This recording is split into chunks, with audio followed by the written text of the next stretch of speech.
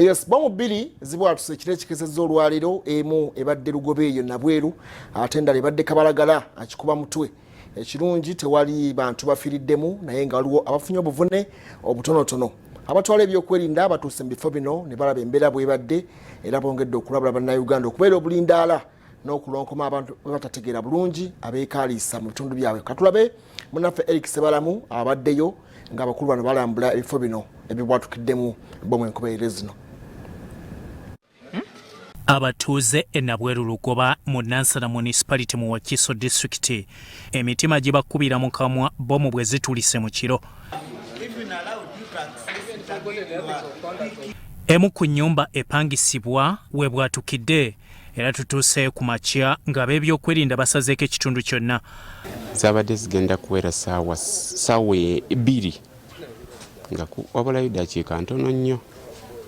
Kati nze nabadde mu nnyumba nga ntudde n'empulira ekibwatuka. Ekyabadde bw'ekyabwatuse n'enfuluma ndabe kye kiriwo nga manyi toba kiri ku masannyalaze. Naye mba ngende wa neighbor anzirako nalabye nga naye ali bweru tunoonya kivudde ku ki.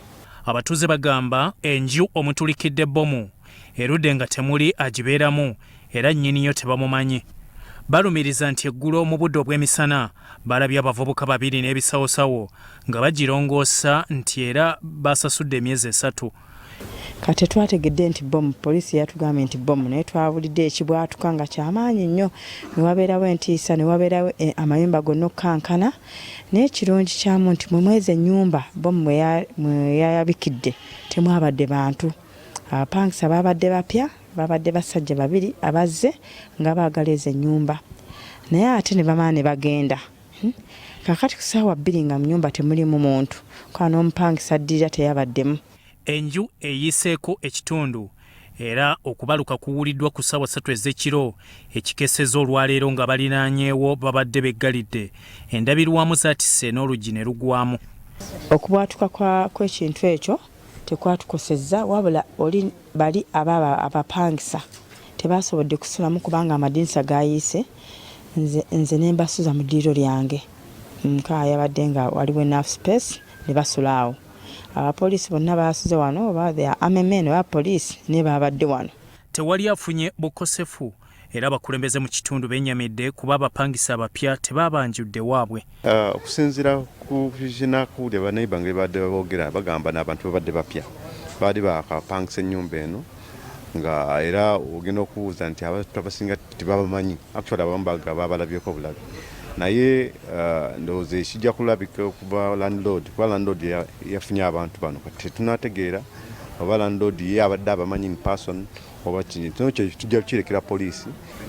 Omutuuze mbadde simumanyi era ndudde ebbanga nga simanyi ani yagula ennyumba zino. Eyasooka nali mumanyi naye yaddamu saamumanya. Ow'ebyokwerinda Kizito John Mary mu Nabweru North LC1 ajuliriza bino. Kati ng'ensonga ng'eno tuyinza ate ginyinyiza poliisi oba defense wa LC obunafu buli mu landlord. Landlord ge bakuwa ssente emyezi 3 ng'oteeka kabina toyanjula muki toyanjula mupangisa. Wabula wofuna ebizibu nti omupangisa aganye okunsasula awo ojja n'onoonya LC. Otherwise kugamba ebintu bya security ba landlord be baleese obutali butebengevu mu kitundu.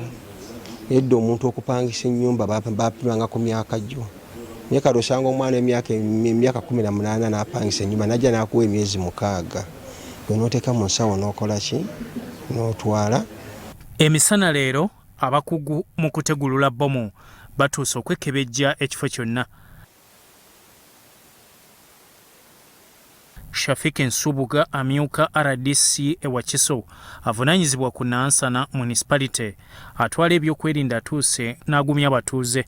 Of course government and security yaffe erikola ekyetaagisa okulaba nti erikavalinga situation nga weeri n'abantu abakubeera safe n'okutegeera ensonga ekwebuzeeki kwe yavudde wanganza RDC nvumya nese kuvumirira yenna omuntu avaayo n'akola ekikolwa bwe kite kisokedda kya butiitiizi.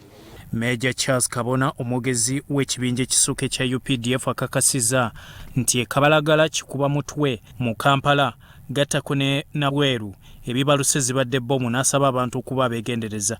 Ekiro ekikeeseza olwaleero zibadde ssaawa nga 4 bomu enjingirire oba locally made bomb erina eyise IED improvised explosive devices explodinze mu bitundu ebya Kabalagala. Ng'otuuse Kabalagala awalako akatundu bakayita kikuba mutwe, awo bagitezeewo bomu eyo netulika naye ekyomukisa omulungi tetuza abantu obulabe. Major Kabona ategezezza nti tebannabaako gwe bakwata ku ffujjo lino. Naye naffe tuwalinnya kagere, naye nga tukola bino byonna tugamba bannayuganda oba bantu ba bulijjo oba bakulembeze ba bulijjo mulina omulimu munene nnyo oba ettaffaali ddene nnyo kuteeka ku byokwerinda byammwe okusingira ddala mu bitundu byammwe, kubanga omuntu ayinza kujja mu kitundu kyo n'afuna ennyumba n'afuna bizinesi naye nga tomanyi aze kukola ki. Bya Eric Sebalamu, Soroti TV, Omunyo.